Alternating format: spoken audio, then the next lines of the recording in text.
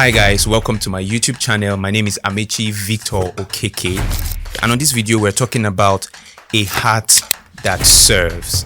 And it might interest you to know that service is one thing that we have all been called to do as Christians. The issue about service is that we have not all been called to serve the same people or the same kind of people. And we need to understand that the people you are called to serve might be entirely different from the people I have been called to serve. But as soon as you identify who you have been called to serve, it makes life easier for you. I mean, it narrows down your life, where you are, what you're supposed to do, who you are supposed to serve, where you are supposed to live, and all of that. It helps you narrow that down. And then I remember in scripture, Jesus' disciples met him and they asked him, who is the greatest? And Jesus said to them that the greatest is the least amongst you and the one who serves. That's why a lot of people say they have come up with this phrase that is tagged saved to serve, right? So let me say something about service. I wrote it down here. The most distinguishing thing about serving or service is the heart that serves.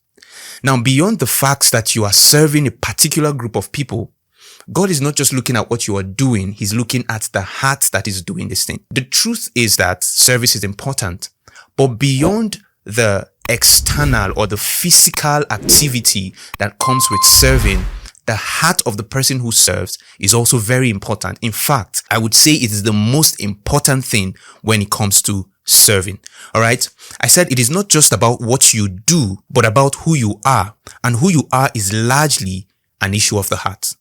It's not just about what you do, which is serving. Like I bought something for this person. I helped this person. I encouraged this person. But it is also about who you are, and who you are is largely an issue of the heart. I wrote down here, I said, you cannot serve effectively without a heart that serves or a heart of service.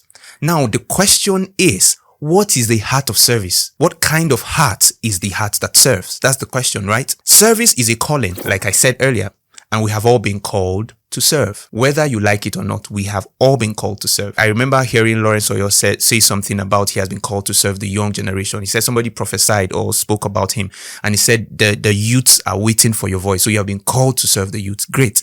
A number of other people have been called to serve children. Amazing. Some other people have been called to serve elderly. Beautiful. Some people have been called to serve addicts, people who are struggling with one addiction or the other.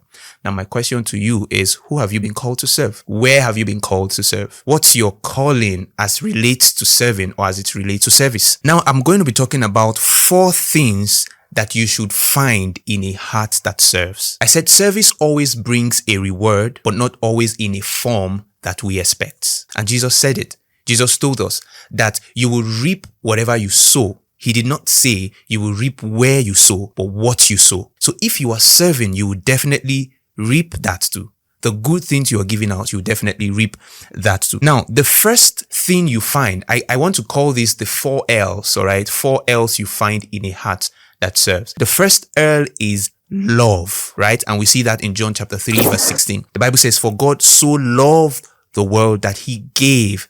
Every time you give, you are serving. In fact, let me say this. Every time something leaves you to bless somebody else, you just serve the person. Service is not you getting. Service is you giving. So he said, for God so loved the world that he gave his only son. So the first criteria for a heart that serves, or the first ingredient in a heart that serves, is love. The Bible was speaking in Corinthians, and it said, you can tear your body up and give it up, but if you have no love, you are just making noise. It says you can do this, you can do that, you can go here, you can give yourself up to the poor. And we see that a lot of times. A lot of people do that on social media, right? And they call it serving. But do they really have a heart to serve, or a heart that serves? Because I told you that's what God is looking at. He's not looking at the fact that you gave 120 widows bags of rice, or you gave a poor man in the street a car, or you took him out of the street and all of that, and you're proud about yourself, which is a good thing. But what God is looking at is a heart that serves. Did you do that from a place of love? The second thing we find in a heart that serves is loyalty. And we see that in 1 Corinthians chapter 4, verse 2. And the Bible was speaking about being faithful to the cause. Let me say something about service. Is that when you serve, it will not always feel good. But you need to be faithful to the cause and not only serve when it feels good. Now, a lot of people who serve, they only serve when it feels good, when the money is there, when the health is there, when the strength is there, and then you are only loyal to the cause when you can, but not when you can't. But the heart that serves is loyal, irrespective of what the weather is, how it feels, how it doesn't feel. You serve regardless. So the first thing I said is that the heart must have a heart of love. It must have love in his heart. Secondly, you must be loyal, loyalty to the cause. The third thing, or the third L, that the heart that serves should have is long suffering. You might think this is closely related to loyalty, but it is not. Long suffering is that you do this thing even when you don't see a result. Now let me say this. Long suffering is the ability to endure pain that comes as a result of service. So there are several pains that come as a result of you serving. One of the pain is that there are no results. You most likely are not even seeing a result for the things that you are doing. One of the other pain that comes as a result of serving is that the people you are serving don't appreciate it. Let's take, for instance, Jesus. Jesus came to serve. Yes, the people he served were the ones who killed him. So he had to suffer long if he must serve effectively. Right? So I've seen a lot of times where people say I can't do this again, or I won't do this again because the person I did it for did not appreciate it. Or the people I am reaching out to, they don't look like they are even changing, or nothing is happening. Now, the final and the last L that a heart that serves must have is life and light. We see that in John chapter 1 verse 4. The Bible says, and in him was life, and the life was the light of men. Let me tell you something. You cannot serve when in you is darkness.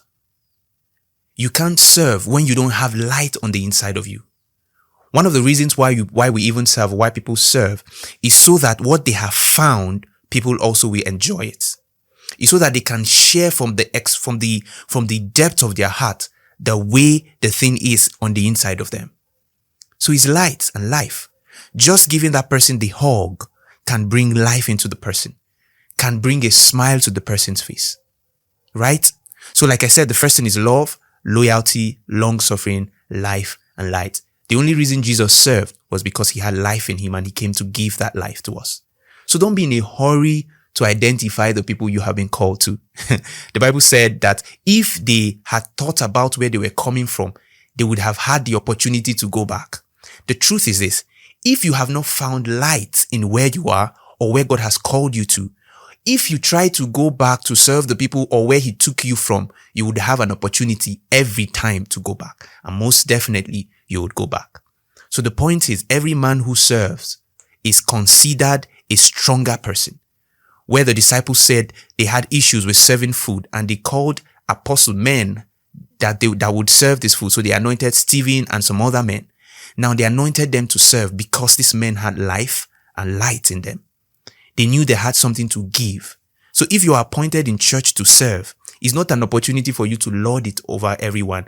It's an opportunity for you to harness, fan the light on the inside of you. Fan it so that when you are serving, people can contact this light and people's life can be changed.